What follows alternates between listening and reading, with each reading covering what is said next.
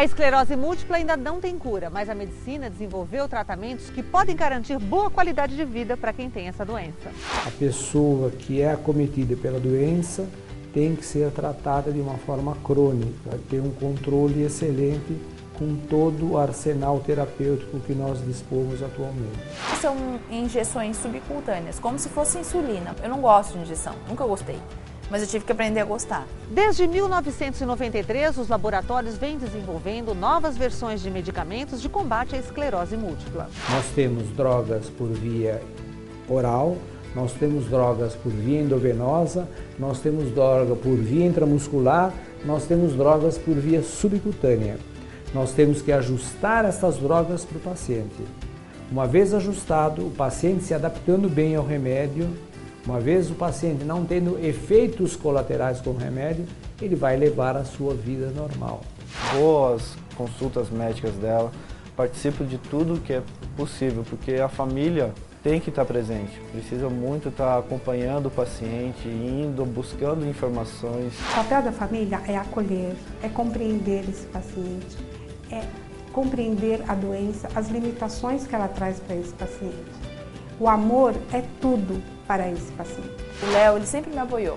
Ele me apoiou sempre, minha família estava sempre do meu lado e eu acho que isso para um portador de esclerose múltipla é fundamental. Em São Paulo, a ABEM, Associação Brasileira de Esclerose Múltipla, atua no sentido de dar suporte para uma melhor qualidade de vida aos portadores de esclerose múltipla. Eles chegam muitas vezes muito assustados. É feita uma entrevista com eles no setor de serviço social, com assistente social, uma psicóloga e com uma portadora, um portador de esclerose múltipla. Aquele portador que já passou por todas essas fases e que já chegou então na fase de aceitação. Então ele vai acolher esse novo paciente, ele vai explicar para esse paciente e aí ele vai aderir ao tratamento ou não. Porque aí ele vai ser encaminhado, no caso, para avaliação neurológica. E da avaliação neurológica ele vai passar para avaliação psicológica. É nossa segunda casa, um lugar que a gente se sente à vontade, a gente pode falar o que a gente está sentindo e as pessoas não reparam, nem se espantam, porque te entendem. E aqui eu me descobri também. Eu já pintei muitos quadros. Eles fazem arte terapia, onde eles vão trabalhar um pouco também da coordenação motora fina. Tem o Tai Chi Chuan, que eles fazem exercícios, tem relaxamento, yoga, tem também a musicoterapia. Eu fico feliz.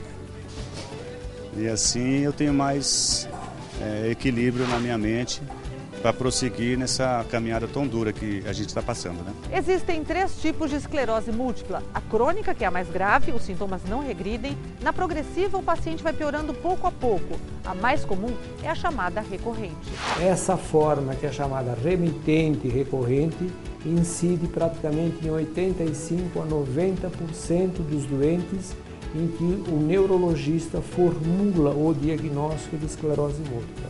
A mais comum é essa que a gente chama de recorrente, que são os surtos.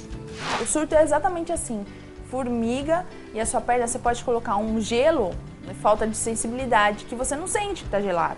No rosto, um dos meus surtos, eu não conseguia mexer minha sobrancelha, então eu fazia algum tipo de gesto, a minha boca não ia, minha sobrancelha não ia, que era tudo falta de força mesmo, coordenação. Às vezes ele não consegue falar direito, fala de uma forma pausada, diferente do que ele estava falando normalmente. Quando vem os surtos, tem que compreender da força, porque a pessoa fica muito deprimida. No último surto que eu tive, chorei demais, porque fazia 4 anos que eu não tinha nada. Se eu tenho esse surto é porque eu tenho que aprender alguma coisa.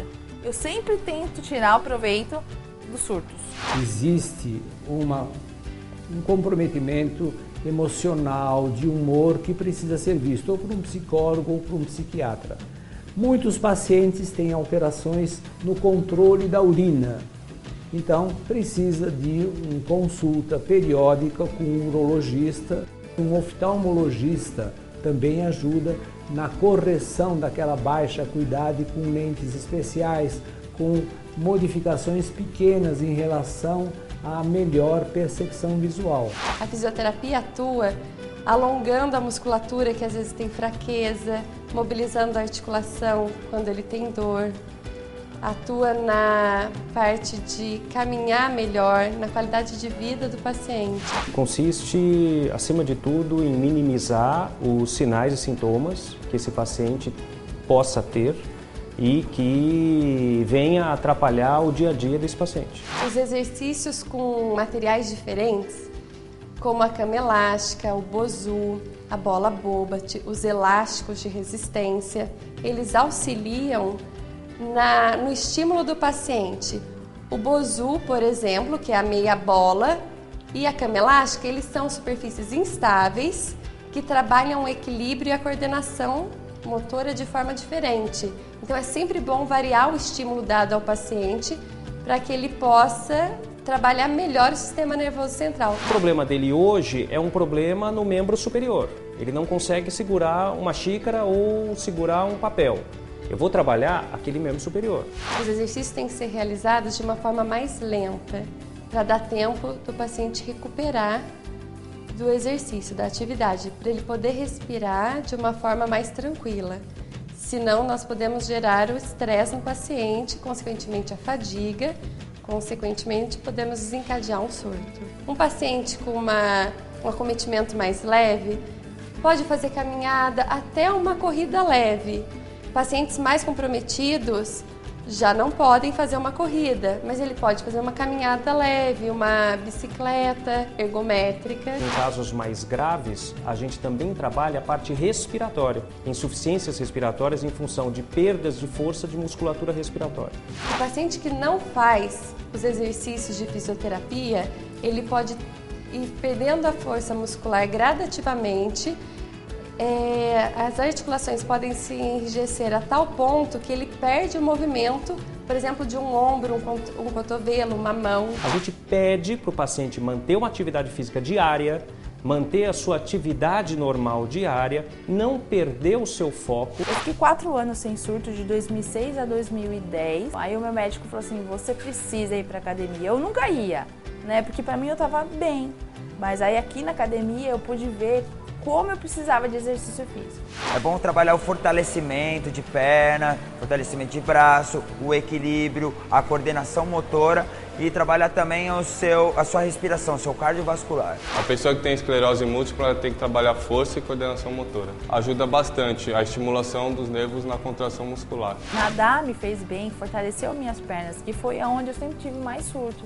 Existe hoje condições deste jovem ter uma qualidade de vida tão boa que ele passa dentro da multidão de jovens sem nenhuma demonstração que tem doença. A esclerose não me impede em nada, eu tenho uma vida normal. Não é uma coisa do dia para a noite, demora, mas a gente fica bem. Uma coisa que eu pude aprender com a esclerose múltipla é que paciência é uma virtude. Tem que ser tudo no seu tempo. Se você quiser saber mais sobre bem-estar e qualidade de vida, acesse o nosso site. Acompanhe as novidades do programa seguindo o Twitter do Edição Saúde. E aproveite também para curtir a nossa página no Facebook. Até mais, tchau!